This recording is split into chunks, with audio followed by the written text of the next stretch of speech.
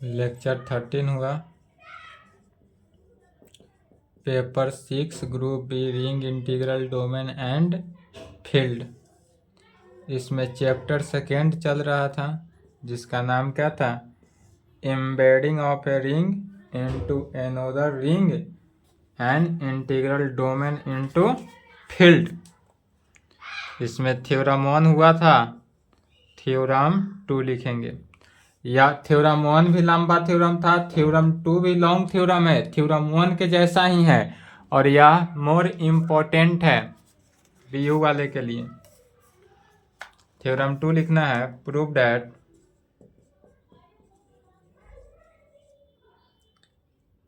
Every integral domain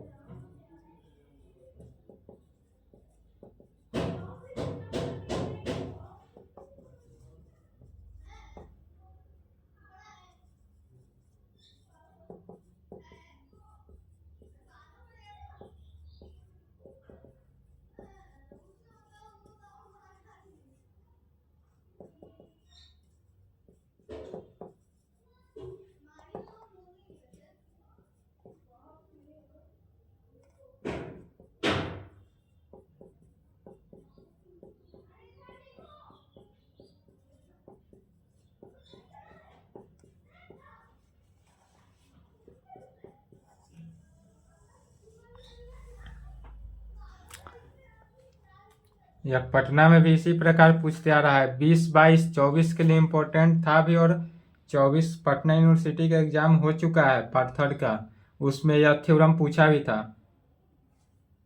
Patna में यह पूछा भी था। मगध के लिए भी इम्पोर्टेंट है। मिथिला का एग्जाम जो 20 मार्च से होने वाला है, 20 मार्च को पेपर 5 है, पेपर 6 शायद 30 मार्च को है, 30 या 31 मार्च को पेपर 6 है, उसमें यह थ्योरम आएगा मिथिला यूनिवर्सिटी में। मिथिला 24 में आने वाला है, जिनका मिथिला यूनिवर्सिटी है, जिनका एग्जाम 20 मार्च से स्टार्ट हो रहा है, यानी कि कल से एग्जाम स्टार्ट हो रहा है। यह इम्पोर्टेंट है और लंबा भी थ्योरम है, इसलिए लंबा है, इसके लिए डरेंगे नहीं, सिर्फ कैलकुलेशन समझेंगे। और लंबा है तो कैलकुलेशन को एक बार समझना है, उसी प्रकार से बढ़ते चले जाना है, ऑटोमेटिकली सॉल्व हो जाएगा। लंबा इसलिए पड़ता है क्योंकि इसमें भी क्या है, कंडीशंस को सेटिस्फाई करना है। कितने कंडीशंस को सेटिस्फाई करना होता है, तो लिखा हुआ है प्रूव दैट, थ्योरम इस प्रकार से, prove that every integral domain can be embedded. यह जो है एवरी इंटीग्रल डोमेन माने प्रत्येक इंटीग्रल डोमेन जो है वह एम्बेडेड होता है। तो एम्बेडेड होने के लिए तो क्या होना चाहिए, यदि कोई भी integral domain embedded in a field या फील्ड में एम्बेडेड है, दैट इज ए फील्ड के आइसोमॉर्फिक है। तो आइसोमॉर्फिक होने का 3 condition, 1-1 unto mapping, unto mapping और तीसरा प्रिजर्व द कंपोजिशन होना चाहिए। बट उससे पहले पूरे रिंग के ऑल कंडीशंस को सेटिस्फाई करना होगा। या इस प्रकार से दे रहा है, prove that A commutative ring without zero divisor can be embedded in a field. माने विथआउट जीरो डिवाइजर के कंडीशन से रिंग के ऑल कंडीशंस को सेटिस्फाई करेंगे, वेरीफाई करेंगे ही करेंगे। और रिंग के भी कंडीशन को सेटिस्फाई करने से पहले यह इक्विवेलेंस रिलेशन को दिखाएंगे जो विथआउट जीरो डिवाइजर कहता है। तो विथआउट जीरो डिवाइजर कहने का मीनिंग हुआ कि इसको इक्विवेलेंस रिलेशन पहले दिखाएंगे। इक्विवेलेंस रिलेशन होने के लिए तब यह विथआउट जीरो डिवाइजर होगा। तो इसके लिए रिफ्लेक्सिव होना चाहिए, सिमेट्रिक होना चाहिए और कैसा रिलेशन होना चाहिए, ट्रांजेटिव होना चाहिए। या 3 कंडीशन सेटिस्फाई होना चाहिए, रिफ्लेक्सिव, सिमेट्रिक एंड ट्रांजेटिव। और यह तीनों जब सेटिस्फाई हो जाए तब रिंग का ऑल कंडीशन सेटिस्फाई होना चाहिए, law of addition, law of multiplication and तीसरा डिस्ट्रीब्यूटिव लॉ। और यह जब इतना कंडीशन को सेटिस्फाई कर देंगे, डिस्ट्रीब्यूटिव लॉ जब सेटिस्फाई हुआ तब क्या दिखाएंगे, फाई जो होगा वह 1-1 मैपिंग, अनटू मैपिंग और प्रिजर्व द कंपोजिशन। और जब इतना वैल्यू को सेटिस्फाई करेंगे वहां पर यह थ्योरम होगा। और यह थ्योरम 2024 बिहार बोर्ड में आएगा, मिथिला में आएगा, पटना में आ चुका। और यह 1 फुल क्वेश्चन रहेगा, यह लॉन्ग है इसलिए 1 फुल क्वेश्चन। इसमें ए बी सी करके नहीं पूछेगा, इस टाइप से रहेगा तो डायरेक्ट 1 फुल में रहेगा, हाफ में नहीं रहेगा। 20 नंबर 1 फुल क्वेश्चन 20 मार्क्स, 16 या 20 मार्क। बीओ में 16 होगा, मिथिला में 20 होगा। चलिए तो इस प्रकार से हो तो कैसे सॉल्व करेंगे। सबसे पहले जो थ्योरम में दिया हुआ है उसको लिखेंगे। फुल क्वेश्चन है, लॉन्ग है, वीडियो लंबा होगा, घबराएंगे नहीं।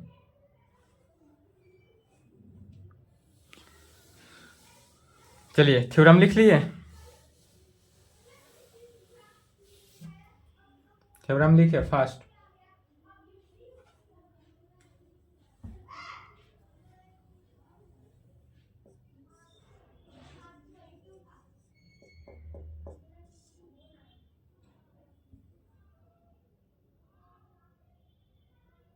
चलिए अब इसमें हम लेकर चलते हैं, पहले दिया हुआ क्या है सो लेकर चलेंगे।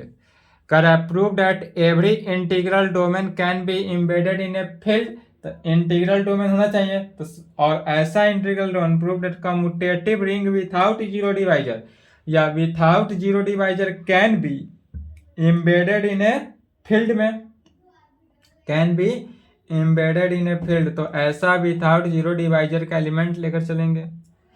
तो मान लेते हैं सबसे पहले let D be an integral domain, D जो है वह क्या है, इंटीग्रल डोमेन होगा। या अगर ऐसा फर्स्ट वाला टाइम रहे तो इंटीग्रल डोमेन लिखेंगे, और या करके सेकेंड वाला रहे तो कहेंगे commutative ring without zero divisor. या सेकेंड वाला रहे तो इस प्रकार से लिखेंगे, let D be an commutative ring without zero divisor, commutative ring without zero divisor. तब हमको दिखाना क्या है, तो we have to show that this integral domain can be embedded in a field, यही दिखाना है। दिस इंटीग्रल डोमेन जो है can be embedded in a field, जो क्वेश्चन में है उसी को लिखा जा रहा है। तो कहेंगे we have to show that this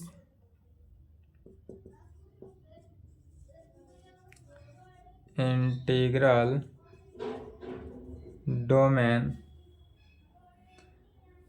this integral domain D can be embedded in a field. या लिख सकते हैं कब तक एग्जाम में पूछा है, कितना इंपॉर्टेंट है।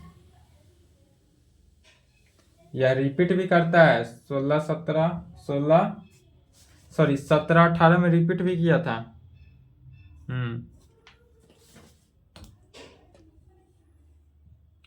We have to show that this integral domain D, यही दिस इंटीग्रल डोमेन डी जो माना गया है वही can be embedded in a field. यह जो है एम्बेडेड इन ए क्या होगा, फील्ड होगा। तो एम्बेडेड इन ए फील्ड होने के लिए सबसे पहले क्या दिखाएंगे, non zero element of D. For this we first from a field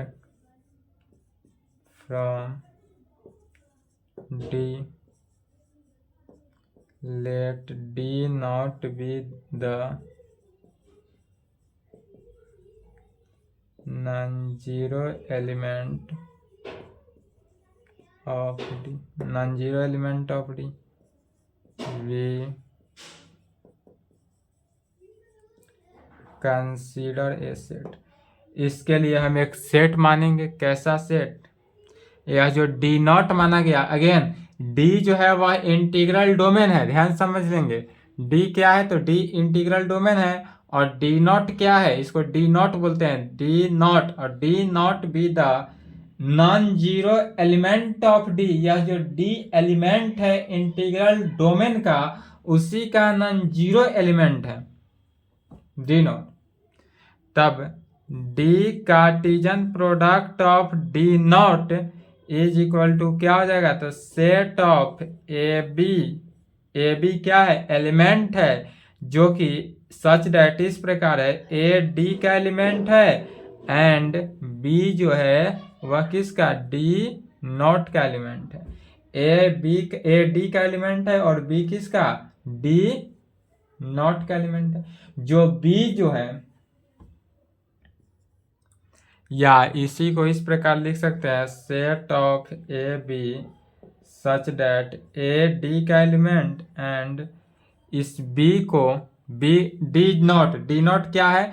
तो डी नॉट लैंग्वेज के अनुसार D naught be the non zero element of D, या नॉन जीरो एलिमेंट है किसका? डी का। इसलिए यदि हम बी को ऐसा लिख दें, नॉन जीरो एलिमेंट ले लें, बी जो है वह यदि कोई नॉन जीरो एलिमेंट ले लेते हैं तो यह डी नॉट नहीं, डी का ही एलिमेंट हो जाएगा। डी का हो जाएगा। डी का कब होगा? जब बी नॉन जीरो एलिमेंट। और यहाँ डी नॉट होने का मतलब यह बी भी जीरो एलिमेंट हो सकता है, और डी लेने का मतलब क्या होगा? कि यह नॉन जीरो एलिमेंट है, यह जीरो नहीं होगा।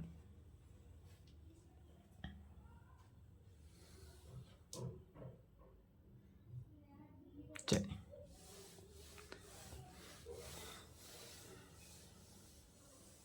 साथ साथ लिखते चलेंगे, समझते चलेंगे।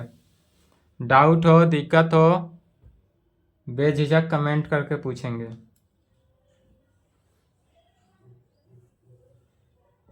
For any A B and C D group theory, last chapter 4th direct product of two groups का यूज हो रहा है। D Cartesian product of D naught में लेकर चलते थे, जो कि वी डी नॉट में लेकर चलते थे, तब कहेंगे वी डिफाइन है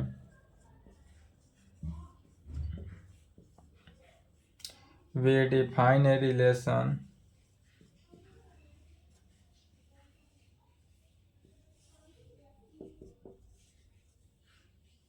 डी नॉट बाई, और इसको कैसे डिनोट करते हैं?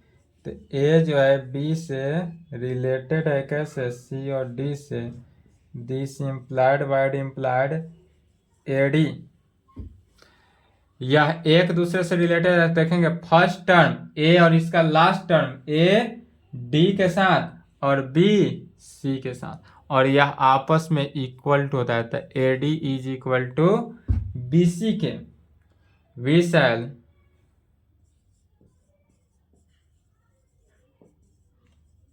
proceed to so that we shall proceed to so that this relation जो है, यह रिलेशन कैसा होना चाहिए? इक्विवेलेंस रिलेशन होना चाहिए। या ए बी अगर रिलेटेड टू सी डी है तो this implied by implied A D is equal to B C का होगा। यह थ्योरम प्रूव भी किया गया था ग्रुप थ्योरी, या नहीं तो रिंग थ्योरी पार्ट 2 में प्रूव किया गया होगा। तब यह ऐसा होगा, तब यह क्या होना चाहिए? इक्विवेलेंस रिलेशन को सेटिस्फाई होना चाहिए। तब कहेंगे we shall proceed to show that this relation यह रिलेशन ऑन जो किस में D Cartesian product of D naught हो इज एन इक्विवेलेंस रिलेशन। यह इक्विवेलेंस रिलेशन होगा तब कहेंगे since D is an integral domain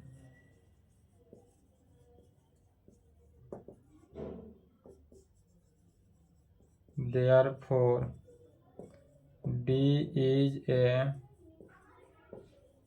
commutative ring with unity element and without zero divisor and without। जब यह इक्विवेलेंस रिलेशन होगा इसका meaning क्या हुआ? इक्विवेलेंस रिलेशन के लिए since D is an integral domain, जब डी इंटीग्रल डोमेन है कहाँ से? डी इंटीग्रल डोमेन है वह सबसे पहले माने हुआ था। क्या माने थे? Let D is a an integral domain therefore D is a commutative ring. जब डी इंटीग्रल डोमेन है डेट इज वह कम्यूटेटिव रिंग को सेटिस्फाई कर रहा है with unity element and without zero divisor. तब यह दिखाने के लिए अब क्या क्या करेंगे? इक्विवेलेंस रिलेशन दिखाना है तो इसके लिए रिफ्लेक्सिव, फिर सिमेट्रिक, फिर ट्रांजिटिव, यह क्लास 11 से पढ़ते आ रहे हैं उसी को अब दिखाना है।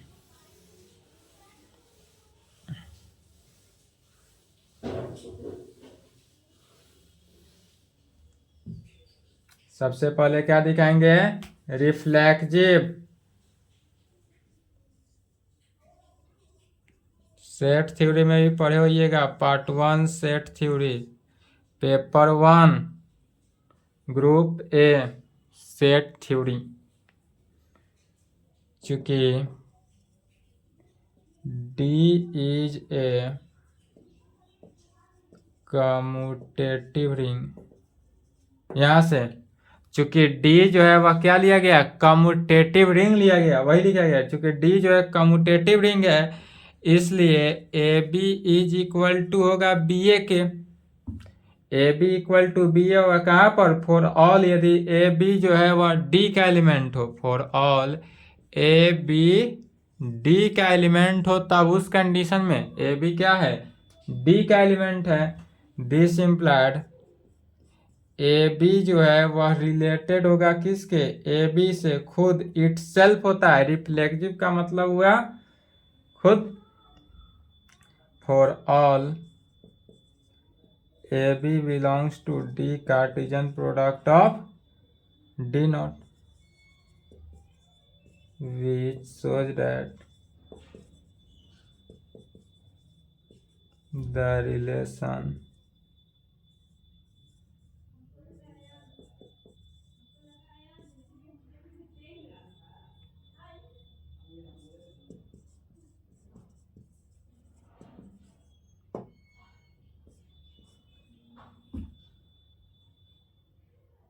दूसरा सिमेट्रिक।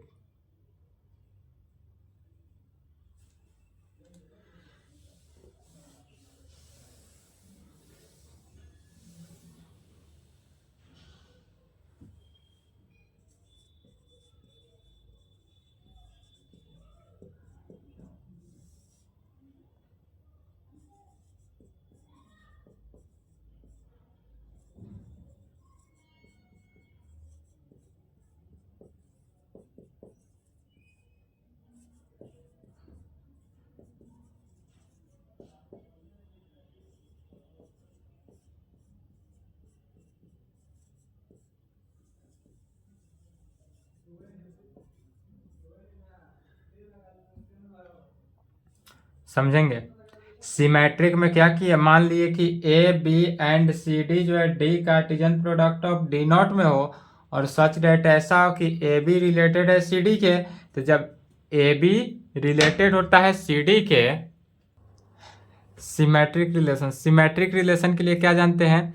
यदि ए बी जो है वह सी ए बी रिलेटेड है किसके? सी डी के, तब इसको दिखाना होगा क्या, सी डी जो होगा वह भी रिलेटेड टू ए बी में। तो यहाँ पर A B related to C D लेकर चल रहा है, इसको दिखाएंगे कि यह C D related to A B में। तो A B related to C D, तो जो माना गया लेट सेट के अनुसार, सेट जो लिए थे वहां पर क्या था, ए को डी के साथ मल्टीप्लाई किए थे, A D is equal to B C में। इसी को आगे लेकर चलेंगे।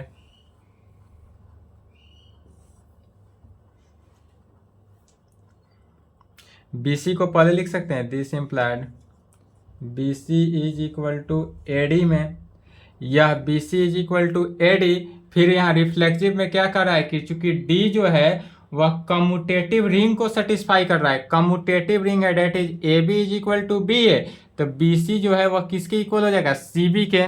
तो B C is equal to C B, और बी सी जब सी बी के इक्वल हुआ तो ए डी जो होगा वह किसके, डी ए के equal, A D is equal to D A में। क्यों, चूंकि डी जो है वह कम्यूटेटिव रिंग है, चूंकि डी इज ए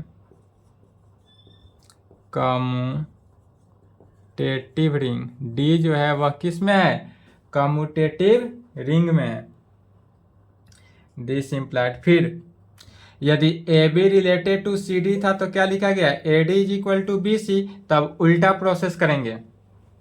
तो यह उल्टा प्रोसेस में क्या हो जाएगा, this implied C D related to A B, that is C B को मल्टीप्लाई किया तो C B is equal to D है। यही कंडीशन सेटिस्फाई हुआ, इसलिए the relation on D Cartesian product of D not is कैसा होगा, symmetric. इसके बाद तीसरा ट्रांजेटिव दिखाते हैं, transitive.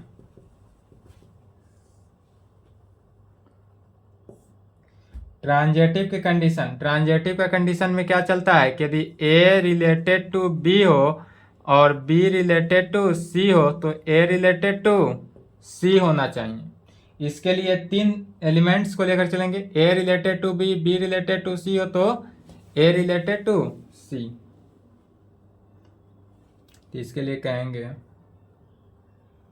Late A B C D and E F, या जो है set of D Cartesian product of D naught में लेकर चलेंगे सच डैट, और यह इस प्रकार से लेंगे कि इसका ऑल एलिमेंट्स, तो ए बी रिलेटेड टू यदि सी डी कहें and C D related to E F, तब हमको दिखाना है A B related to E F.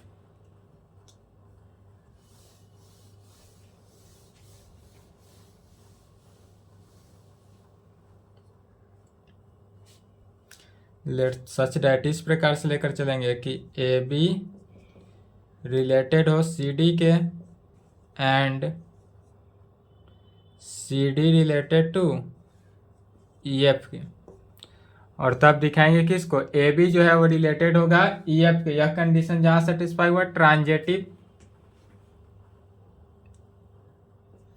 फिर ए डी इक्वल टू किसके, बी सी के, and c f is equal to d ई के, this implied A D is equal to c f, तो ए d इसके साथ f, a D F is equal to B c F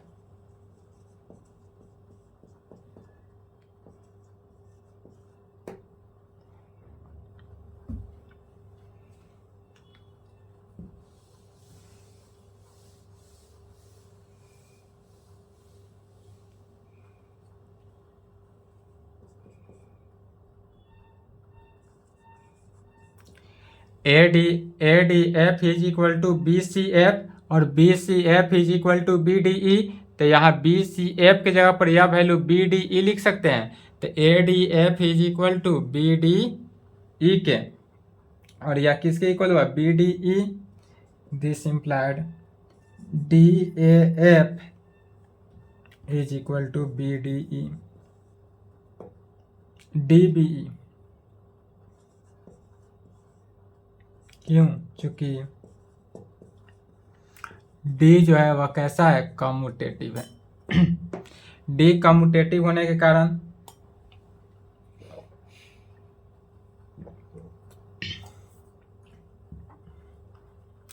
this implied दोनों से क्या common है? D common, दोनों को लेफ्ट साइड बुला सकते हैं। D A F minus D B E is equal to 0। D common ले लेंगे, A F minus B is equal to 0। This implied A F minus B का वैल्यू 0 होगा। कब? एज जब डी नॉट इक्वल टू 0 हो तब। And D is without zero divisor. यह D जो है without zero divisor. This implied A F is equal to किसके? बी के। और ए एफ बी के इक्वल है, इसका मीनिंग हुआ कि ए बी जो है वह रिलेटेड होगा किसके? ई एफ के। ए बी रिलेटेड हो गया ई एफ, यही प्रूव करना था। इसलिए यह रिलेशन क्या शो किया? ट्रांजेटिव है, यही शो किया।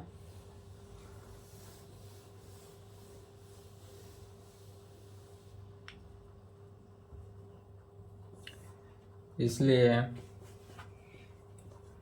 The relation on D Cartesian product of किसमें? D not is transitive. और यह रिफ्लेक्सिव, सिमेट्रिक एंड ट्रांजेटिव तीनों कंडीशन सेटिस्फाई हुआ। इसका मतलब यह क्या हुआ? यह जो रिलेशन शो किया यह इक्विवेलेंस रिलेशन हुआ।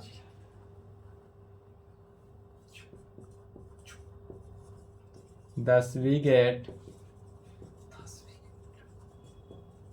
the relation defined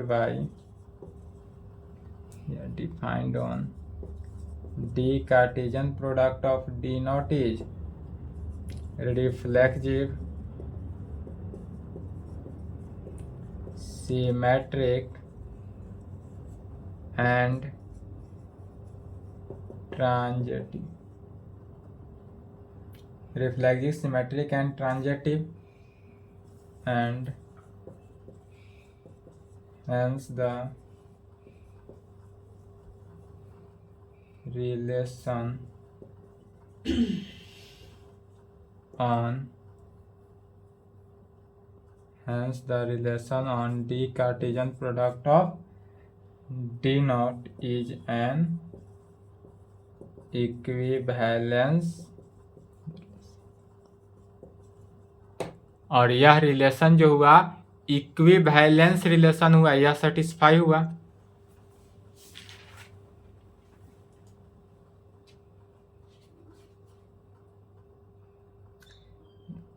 अब यहाँ इसके आगे क्या करना है? रिंग के ऑल कंडीशंस को सेटिस्फाई करना है। यहाँ तक कंप्लीट करेंगे इक्विवेलेंस रिलेशन तक। इसके आगे अभी यह थ्योरम में बहुत बचा हुआ है, नेक्स्ट क्लास में सॉल्व किया जाएगा। इसके आगे नेक्स्ट क्लास, लंबा थ्योरम है, यहाँ तक कंप्लीट करें। इक्विवेलेंस रिलेशन तक प्रूफ हो गया।